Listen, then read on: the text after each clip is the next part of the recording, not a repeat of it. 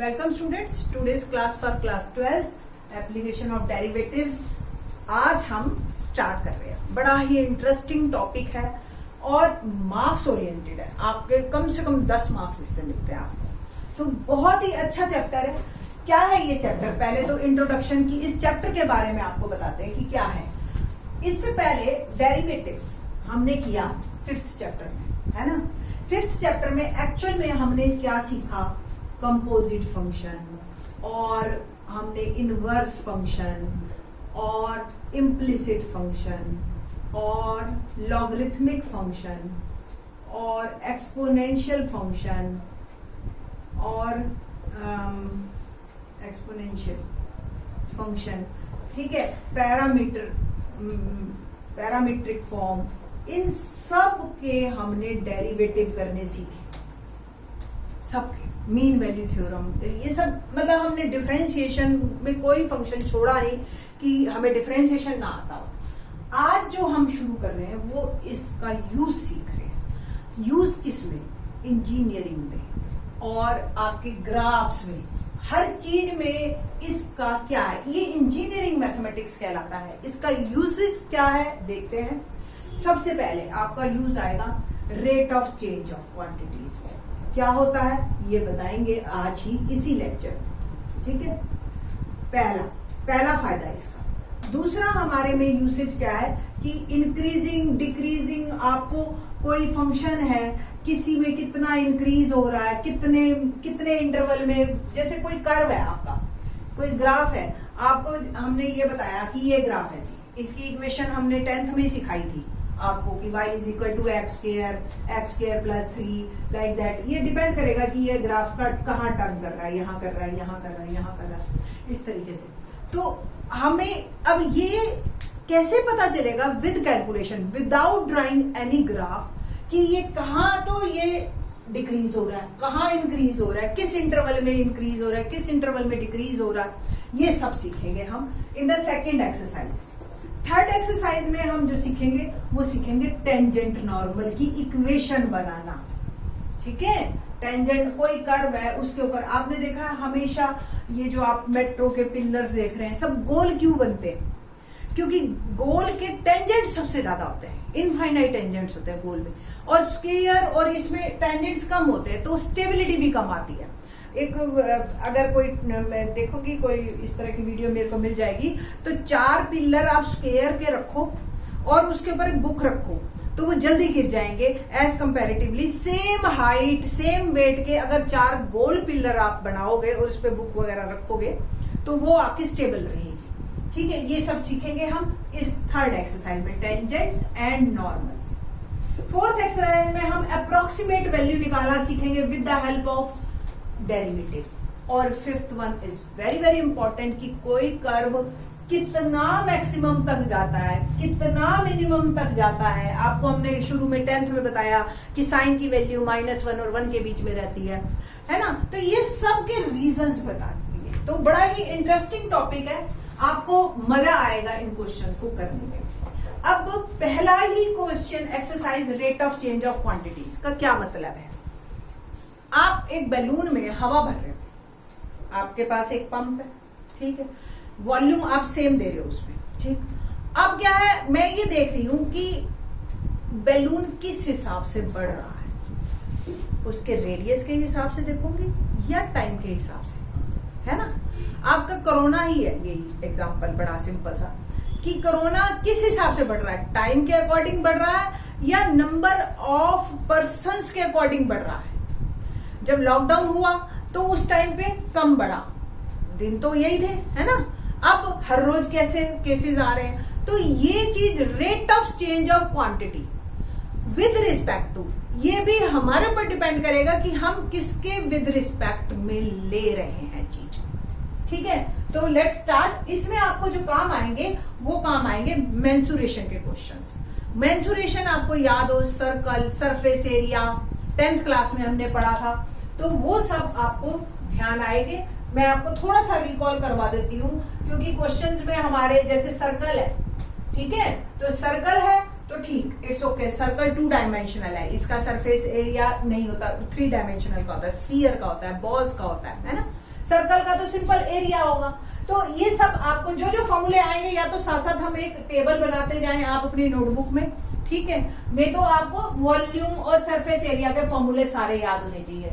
Simple सी बात है, 4 question थे हमारे, 4 आइटम थे, क्यूबाइड, फिर हमारा सिलेंडर था, फिर हमारा क्या था, सिलेंडर के बाद कोन आता है, कोन के बाद स्फीयर, 4 ही तो हैं। इन चारों के आप रिकॉल कर लीजिए, volume and surface area, curve भी, टोटल, ठीक है।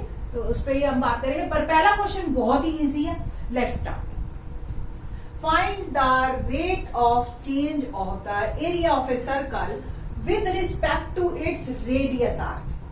अब आपने देखा होगा, आप बिल्कुल शांत पानी है एकदम से और आप उसमें पत्थर मारते ही उसमें गोले बनने शुरू हो जाते हैं, ठीक है ना। अब ये गोले 2 तरीके से बढ़ते हैं, या तो विद रिस्पेक्ट टू टाइम भी तो हम सोच सकते हैं, है ना, कि 1 सेकंड में एक गोला बना, 2 सेकंड में बना, बाद में बढ़ा, पहले शुरू में एकदम से बढ़ा, और या फिर कि ये वाला गोला इतना बड़ा था, इतना बड़ा होने में कितना टाइम लगा, या कितना जो है उसका एरिया बढ़ा। अगर रेडियस 1 था, 1 से 2 हुआ तो एरिया कितना बढ़ा, 2 से 3 हुआ तो एरिया कितना बढ़ा, 3 से 4 हुआ तो एरिया कितना बढ़ा, ठीक है। तो ये सब आपने, ये तो है थ्योरेटिकल बातें, आपको इतना नहीं सोचना सम निकालते हुए, बिल्कुल आसान तरीके से सम को करना है। Rate of change of area, area का फॉर्मूला किसका, फिगर दे रखी है सर्कल, ठीक है। फॉर्मूला क्या होता है, पाई आर स्क्वायर, सिंपल, ठीक है।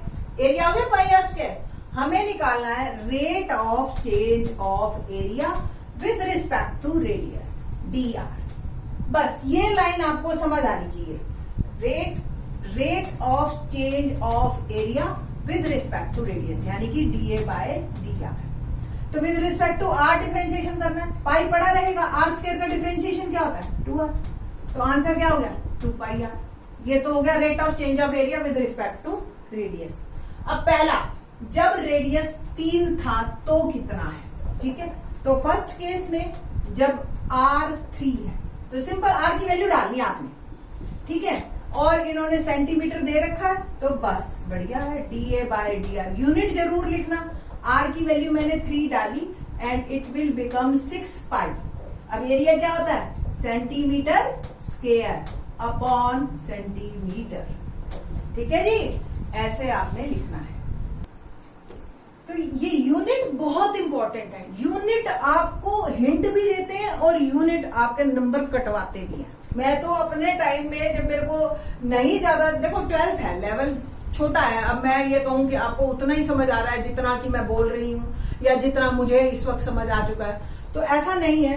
20 साल हो गए मुझे पढ़ाते हुए, तो डेफिनेटली कुछ ना कुछ तो एक्स्ट्रा है ना, जो इतने साल से एक्सपीरियंस भी है। तो देखिए, अब हम जो मैं आपको बात कर रही हूँ यूनिट की, तो 12th के बच्चों को ना यूनिट से आपको काफी कुछ एक्स्ट्रा भी मिलेगा, वो मैं नेक्स्ट क्वेश्चन में बताऊंगी। यूनिट में आपने कैसे लिखना है, एरिया, ऊपर ये एरिया, नीचे रेडियस है, तो यूनिट में पहले आपने एरिया का यूनिट लिख देना, अपॉन में रेडियस का लिख देना, बस। सेकेंड पार्ट बी 4 सेंटीमीटर, तो सेकेंड पार्ट के लिए हम करते हैं when second B, when r is 4 centimetre, formula यही चलेगा हमारा, DA बाय DR, ठीक है। 2 पाई r है आपका, बस सिंपल r की वैल्यू 4 डाल दीजिए आप and it will become 8 pi centimetre square पर सेंटीमीटर। ऐसे लिखो या ऐसे लिखो, आपकी मर्जी, ठीक है। तो ये बहुत ही इजी क्वेश्चन बनते हैं अगर आप इनको समझ के चलोगे, ठीक है। क्वेश्चन नंबर 2 देखते हैं। The volume of a cube is increasing at the rate of 8 centimetre cube पर सेकेंड, यानी कि वही कि मैं जो है क्यूब, एक हमने डब्बा ले लिया और उसके अंदर हम हवा भर रहे हैं, ठीक है, और हवा जो है वो इस स्पीड से जा रही है, मतलब कोई पंप है या कुछ भी है, कुछ स्पीड फिक्स है उसमें। How fast is the surface area increasing when the length of an edge is 12 centimetre. देखो, जब कोई चीज छोटी होती है, आप उसमें हवा सेम है तो वो जल्दी बड़ी होती दिखती है, बट जब वो ऑलरेडी एक अच्छा लेवल ले लेती है तो फिर वो बड़ी होती हुई धीरे धीरे दिखती है ना। तो वो ये कह रहा है जब एच 12 सेंटीमीटर हो जाए तो उसका क्या उस टाइम पे सरफेस एरिया इंक्रीज होगा। चला है वॉल्यूम से, पूछ रहा है सरफेस एरिया, ठीक है। वॉल्यूम और सरफेस एरिया का आपस में कोई कनेक्शन हमें पता नहीं है अभी तो एट दिस मोमेंट। और फिगर क्या है, क्यूब। तो पहले तो क्यूब का वॉल्यूम ही आप क्लियर करो कि आपको फार्मूले याद है या नहीं है। अगर क्यूब की साइड सपोज एक्स है, let side of a cube is X centimetre, ठीक है। तो वॉल्यूम का formula X cube centimetre cube है ना। और सरफेस एरिया, देखो जब क्यूब की बात होती है ना तो क्यूब का हमेशा टोटल सरफेस एरिया की ही बात होती है हमेशा। क्यूब हमेशा ऐसे बात करते हैं, with lid without lid. Cuboid जब होता है ना तब एक कमरा है जी, 4 दीवारें हैं, एक फर्श है, एक छत है, तो क्यूबाइड में हो सकता है। बट क्यूब में अगर कुछ भी नहीं दे रखा, कॉमन सेंस है कि टोटल सरफेस एरिया की ही बात हो, ठीक है। तो सरफेस एरिया क्यूब का 6a², ठीक है जी। ये है आपका क्वेश्चन और ये है हमारे फार्मूले जो हमारे यूज हो रहे हैं। अब गिवन क्या है, volume of a cube is increasing at the rate of this. मैंने आपको बताया था यूनिट बहुत कुछ देगा। यूनिट देखो सेंट, एक तो इंक्रीजिंग है, चेंज हो रहा है volume, it means DV by. अब dx है या dt है वो आपको यूनिट बताएगा। 8 सेंटीमीटर क्यूब पर सेकंड, सेकंड है तो dv बाय dt आपको दे रखा है 8 सेंटीमीटर क्यूब पर सेकंड। ओके, आपको यहां से dx बाय dt निकालना है, ठीक। तो पहले वॉल्यूम, क्या फॉर्मूला होता है, X cube. With respect to t differentiation करेंगे तो x भी वेरिएबल, v भी variable. Differentiate with respect to t, dv by dt equal to, देखो पहले x क्यूब का करो 3x², फिर x का भी करना पड़ेगा क्योंकि विद रिस्पेक्ट टू t चल रहा है, ठीक है। dv बाय dt की मेरे को वैल्यू दे रखी है 8, 3x² dx बाय dt। यहां से हम dx बाय dt निकालेंगे, क्यों निकालेंगे ये अभी आपको पता चलेगा। 8/3x², इसको नंबर 1 ले लीजिए। हमें निकालना क्या है, how fast is the surface area increasing. It means मुझे निकालना है dA बाय dt, ठीक है। और हम एरिया से स्टार्ट करेंगे। We know that surface area of a cube is 6a², यानी कि s या 6x² कर लो आप, क्योंकि x माना था ना हमने, तो 6x²। With respect to differentiate करो विद रिस्पेक्ट टू t, इसको भी तो ds by dt 6 as it is, x² क्या होगा 2x dx बाय dt, यही होगा ना x² का differentiation with respect to t। ds by dt हमें फाइंड आउट करना है। 6 2 12 x और dx बाय dt की वैल्यू मैंने निकाल रखी है, ये बस मैं पुट कर दूंगी 8/3 x², है ना, फ्रॉम 1, बस। Okay, now ds by dt क्या आया, 3 से 12 कट रहा है 4, 8 4 32, और देखो एक x नीचे रह गया 32, एक x कट गया, एक रह गया, तो 32/x यूनिट मेरे साथ ही बोलिए आप, सेंटीमीटर स्क्वायर पर सेकेंड। बस यूनिट बहुत इंपॉर्टेंट है। अब वो कहता है व्हेन x इज 12 सेंटीमीटर, तो when x is equal to 12 ds by dt is equal to 32/12 centimetre square per second. कटता है तो काट दीजिए 4 से, 8/3 centimetre square per second is our answer of question 2, ठीक है। क्वेश्चन नंबर 3 देखते हैं। क्या है थर्ड क्वेश्चन हमारा, the radius of a circle is increasing uniformly at the rate of 3 centimetre per second. अब ये rate of change of area दे दिया, रेडियस दे दिया, सॉरी। इट मीन्स हमें क्या दे रखा है, dr/dt। देखो यूनिट सेंटीमीटर पर सेकेंड, ठीक है ना। तो dr/dt आपको दे रखा है 3 centimetre per second. Find the rate at which the area of the circle is increasing when the radius is 10 centimeter। देखो मैंने आपको बताया ना, जब छोटा सर्कल होता है तो जल्दी बड़ा दिखता है, और जब बड़ा हो जाए फिर इतना बड़ा नहीं दिखता, फिर ऐसे लगता है छोटे छोटे सर्कल बन रहे हैं, है ना।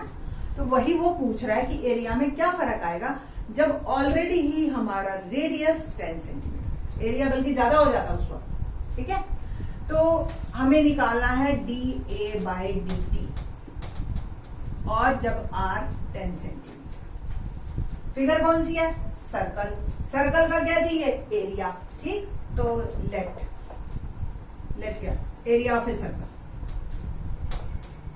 क्या होता है फॉर्मूला, πr², ठीक है जी। अब हम क्या करेंगे, differentiation with respect to t। पहले में हमने differentiation with respect to r किया था, है ना, याद है ना। तो विद रिस्पेक्ट टू t, तो dA/dt equal to pi as it is, r² का क्या करेंगे 2r, और फिर r का भी dr/dt, ठीक है ना। नाउ dA/dt इक्वल टू मेरा आ गया 2πr dr/dt। हमें dA/dt फाइंड आउट करना है, r भी हमें दे रखा है जब r 10 हो, और dr/dt की वैल्यू भी दे रखी है हमें इंटू 3। यूनिट क्या आएगा, centimetre square per second, dA/dt। Area का यूनिट अपॉन में टन। तो 10 2 20, 23 is 60 pi centimetre square per second is our answer, ठीक है। तो इस तरीके से आपके जो है ना ये क्वेश्चन पढ़ते जाएंगे और आपको समझ आते जाएंगे। आप अगर शुरू के क्वेश्चनों में ये दिक्कत आएगी तो फिर बहुत दिक्कत आ जाएगी। मेरे साथ साथ चलिए, आप हर रोज का आधा पौना घंटा इन क्वेश्चंस पे लगाइए, वीडियोस देखिए, पॉज कीजिए, फिर देखिए, फिर करिए, बट इनको साथ साथ करिए, ठीक है। इन दिस लेक्चर हमने बताया कि इस चैप्टर में हम क्या पढ़ेंगे, पहली चीज। दूसरा, हमने सर्कल का रेडियस चेंज किया और हमने एक क्यूब का किया, है ना। In the next lecture we will do next question of this exercise.